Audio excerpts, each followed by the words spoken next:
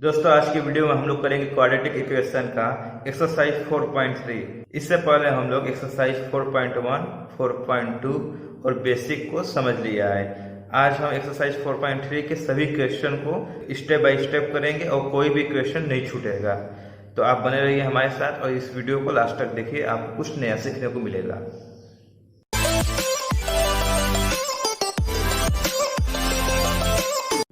पहला क्वेश्चन है find root by the method of completing the square. तो इसको हिंदी में बोलते हैं कि हमें मूल ज्ञात करना है पूर्ववर्त विधि द्वारा। इस क्वेश्चन को सॉल्व करने के लिए हमें कुछ बेसिक नॉलेज होना चाहिए, जैसे कि x स्क्वायर इक्वल टू 4 और x इक्वल टू √4। ये दोनों सेम नहीं होता है। इस x का मान आएगा x इक्वल टू 2, इस x का मान आएगा x इक्वल टू ±2। ये चीज लोगों को कंफ्यूजन रहता है।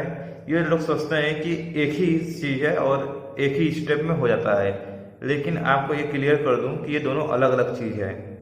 कुछ बेसिक फार्मूले होते हैं, उसको आपको पता होना चाहिए, जैसे कि a + b का होल स्क्वायर और a - b का होल स्क्वायर। आपको ये पता होना चाहिए। मैं लिख देता हूं, सभी को पता होता है लेकिन लिख देता हूं। यहाँ पे a² - 2ab + b²। आप जब इन दोनों फार्मूला को देखेंगे तो आप पाएंगे कि ये दोनों सेम है, सिर्फ कहाँ पर डिफरेंस है, प्लस और माइनस में, वो भी 2ab के सामने है। और आपको वेरिएबल तो पता होगा, जिसको हम बोलते हैं चर। और वेरिएबल और कांस्टेंट दो टर्म होते हैं। इसमें a और b दोनों वेरिएबल है। जो a to z होते हैं number a b c d e f g h, इस तरह z तक, तो वो होते हैं वेरिएबल। कहीं भी आपको दिख जाए तो वो वेरिएबल में आते हैं, ठीक है। और जो 1 2 3 4 आता है वो कांस्टेंट होते हैं। तो इस वाले केस में इस फार्मूले में दोनों वेरिएबल हैं, लेकिन जो हमारे बुक में है क्लास 10th में, उसमें क्या करता है कि एक वेरिएबल देता है और एक कांस्टेंट देता है। जैसे x + 3 का होल स्क्वायर, तो इसका एक्सपेंड भी इसी तरह होगा, x² + 2ab + b²। या तो x - 2 का स्क्वायर, तो x² - 2ab + b²। देखिए इसमें एक कांस्टेंट है और एक वेरिएबल है। 3 कांस्टेंट है, x वेरिएबल है। और यहाँ पे नीचे भी वही चीज है। बुक में इस पैटर्न पर क्वेश्चन होता है, जिसमें एक वेरिएबल होता है और एक कांस्टेंट होता है। तो हमें वेरिएबल बुक वाला दिया होता है, हमें ये कांस्टेंट फाइंड करना होता है। तो कांस्टेंट फाइंड कैसे करते हैं?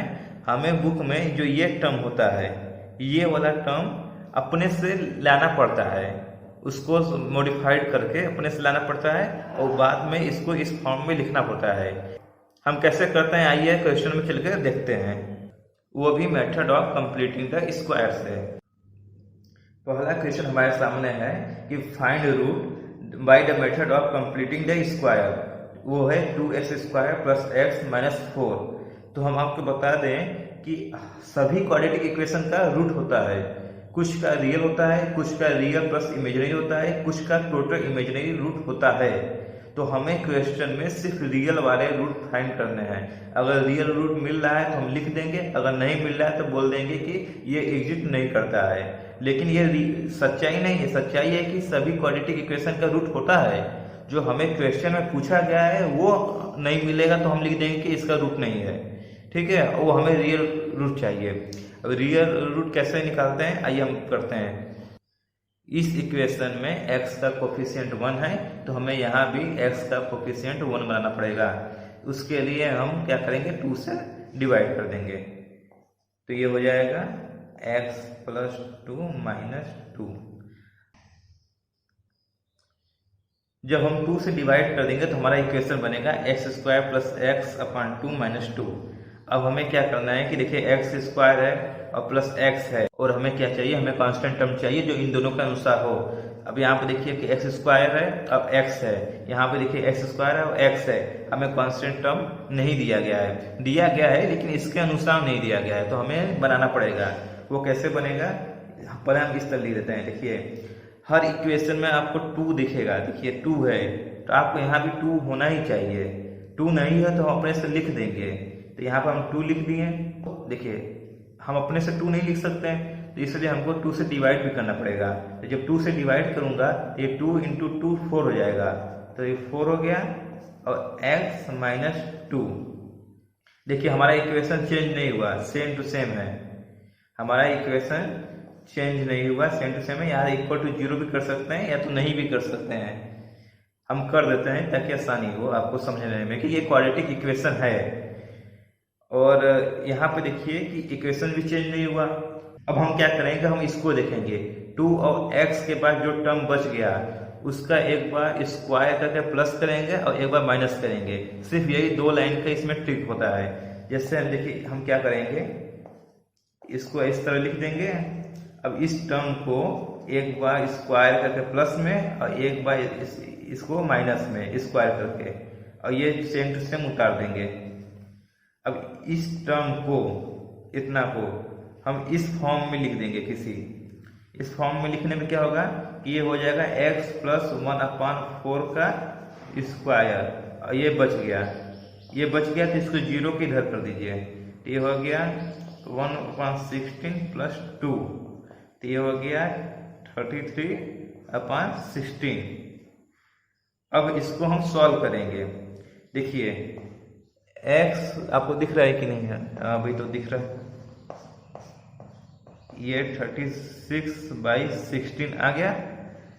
अब देखिए अब जो पहले मैंने बताया था कि कॉन्सेप्ट, यहाँ पे x के 2 वैल्यू आएंगे। अब x के 2 वैल्यू आएंगे तो वो कौन कौन से आएंगे आपको ये सोचना पड़ेगा। तो आप जब इसको हटाएंगे स्क्वायर को तो किस तरह लिखेंगे, देखिए यहाँ पर लोग गलती करते हैं इसलिए मैं बता रहा हूँ। आपको लिखना पड़ेगा x plus 1/4 equal two plus minus √33/4। अब क्या है कि यहाँ पे देखिए 2 वैल्यू आ गए, एक बार प्लस को लेना पड़ेगा और एक बार माइनस को लेना पड़ेगा।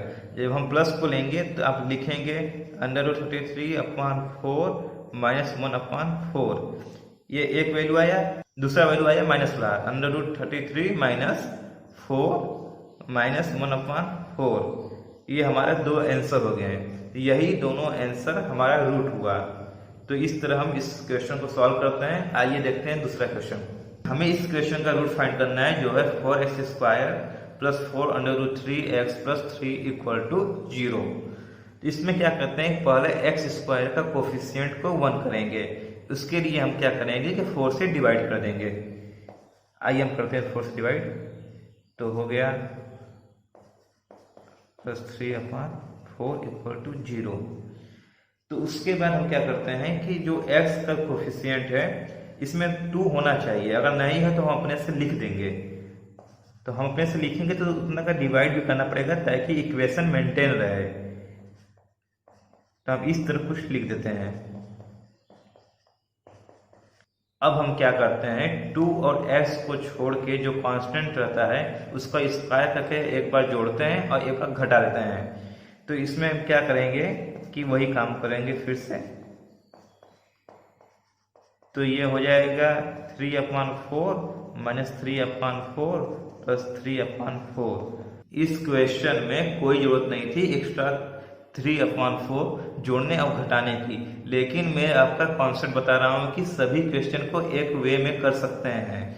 इस वाले क्वेश्चन में क्या है कि इसमें दिया गया था लेकिन कोई प्रॉब्लम हमें नहीं है, ये तो कट गया, कोई बात नहीं। अब इसको लेके तो हम इक्वेशन बना ही सकते हैं, x प्लस √3/2 का होल स्क्वायर, यहाँ पे ऐसे हो गया। तो इसमें क्या है कि हमें यह सीखने को मिलेगा कि अगर हमें दिया गया है तो डायरेक्ट हम ले सकते हैं, कोई जरूरत नहीं कि हर बार हम एक्स्ट्रा जोड़ें और घटाएं। माइनस √3/2 और वही सेम होगा फिर माइनस √3/2। तो इसमें क्या है कि ये दोनों रूट रियल है और सेम है, इसमें दोनों रूट रियल और सेम है, ये एक अलग कंडीशन होता है। इस क्वेश्चन का ये आंसर होगा। आइए हम देखते हैं नेक्स्ट क्वेश्चन को। इस क्वेश्चन के बाद आपको कोई भी डाउट नहीं रह जाएगा, ये कॉन्सेप्ट बिल्डर क्वेश्चन है, ये समझ लीजिए। क्योंकि देखिए जो रियल रूट होता है जो हमारे क्वेश्चन में पूछा जाता है वो होता है कि जब इसका ग्राफ बनाते हैं तो वो एक्स एक्सिस को कहाँ पर कट करेगा। जो एक्स एक्सिस को जहाँ पे ये ग्राफ कट करता है वो पॉइंट होता है इक्वेशन का रियल रूट। लेकिन इस वाले केस में ये जो ग्राफ है इसका वो एक्स एक्सिस को कट ही नहीं करेगा, ये एक्स एक्सिस को कट नहीं करेगा, ये करेगा वाई एक्सिस को कट करेगा। इसलिए हम बोल देते हैं कि इसका रूट है ही नहीं। लेकिन रियल में होता है कि इसका रूट होता है, उसको हम काल्पनिक रूट बोलते हैं। तो इसलिए हमारे क्वेश्चन में काल्पनिक रूट को नहीं पूछा गया है, रियल रूट को पूछा गया है जो वास्तविक है। तो इसलिए हम बोल देंगे कि इसका रूट है ही नहीं। लेकिन ये कहना गलत होगा, हमारे क्लास 10 के लेवल पे ये सही है। आप आगे जाकर पढ़ेंगे जब 11th 12th में, तो आपको वो रूट भी यूज होगा। तो इसलिए आप कॉन्सेप्ट बना के चलिए कि हर इक्वेशन का रूट होता है, कुछ का रियल होता है, कुछ का इमेजिनरी होता है, जिसको हम वास्तविक और काल्पनिक कहते हैं, लेकिन होता जरूर है। तो आइए इस क्वेश्चन को हम सॉल्व करते हैं। तो पहले हम एक्स स्क्वायर का कोफिशिएंट 1 बनाते हैं।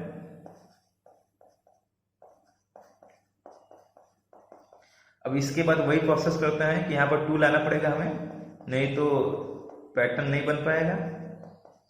अब जो ये बीच वाला टर्म है इसका स्क्वायर करके प्लस करेंगे और माइनस करेंगे, जैसे हर बार कर रहे हैं हम लोग।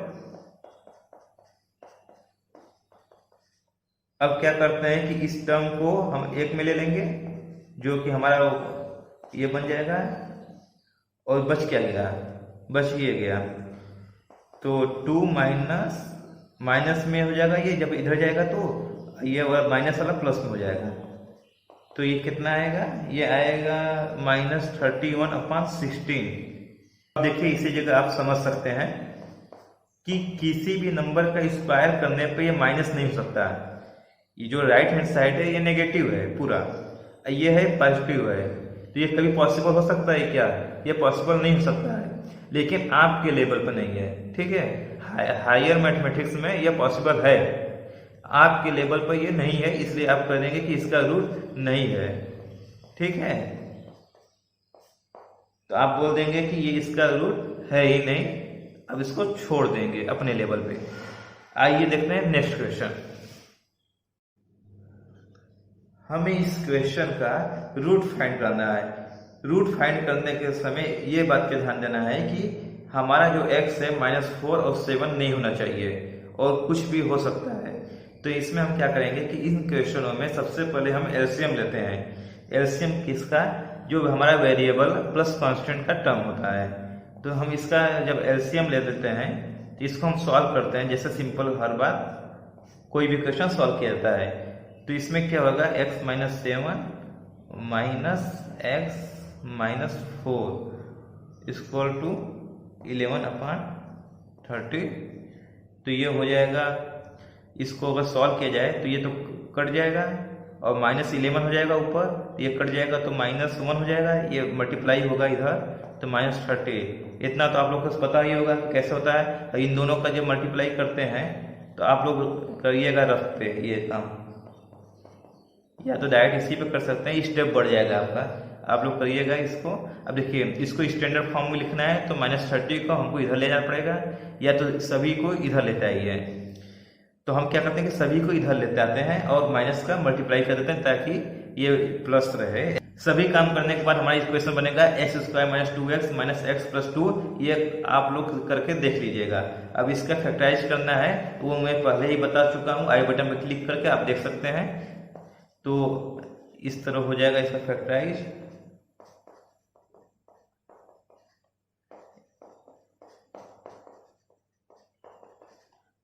हमारा आंसर आया है x = 2 और x = 1। तो आप इस इक्वेशन में x = 2 रखेंगे तो भी ये आंसर आएगा, और x = 1 रखेंगे तो भी ये आंसर आएगा। इसके दो आंसर इसलिए आए क्योंकि ये क्वाड्रेटिक इक्वेशन है। क्वाड्रेटिक इक्वेशन का मतलब होता है कि जिसका x का हाईएस्ट पावर 2 होना चाहिए, जिसको हम डिग्री बोलते हैं। उसी के अनुसार हम बताते हैं कि x से कितने वैल्यू आ सकते हैं और कितने आने चाहिए। तो ठीक है, तो अगर आपको मेरा काम पसंद आ रहा है तो आप कमेंट बॉक्स में लिख के बताइए। इस चैनल को लाइक और सब्सक्राइब जरूर कर दीजिए।